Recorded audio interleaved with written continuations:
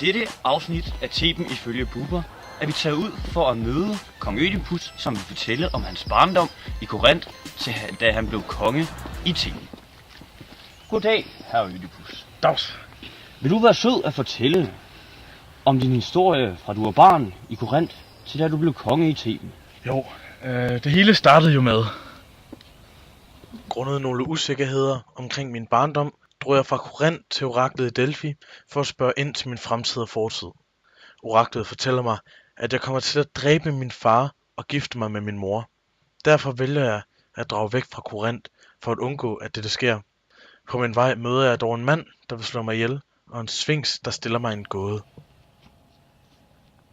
Din mor er fed. Sagde du?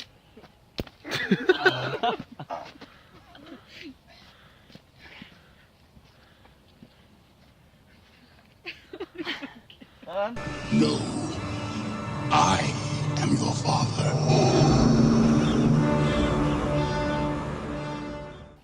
Ødipus, kom nærmere. Hvad fortæller bladenes raslen i vinden dig, Ødipus? They've taken the hobbits to Isengard.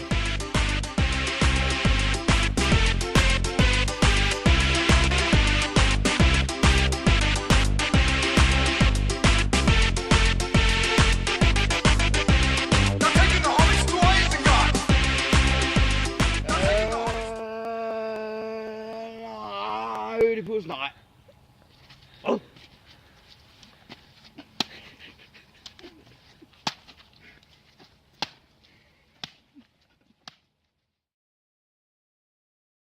Efter at Ødipus er blevet konge over Theben, sker der dog noget forfærdeligt.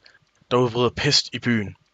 Han sender derfor sin svoger til oraklet i Delphi for at spørge om råd.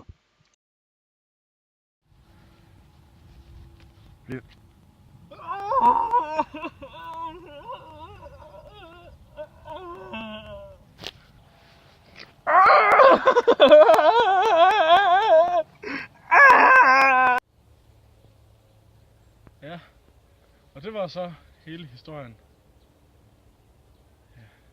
Og så siger vi tak til kong Ødipus for den dejlige historie, han har givet os. High five! Ej, du må ikke lade den hænge ligesom din kone.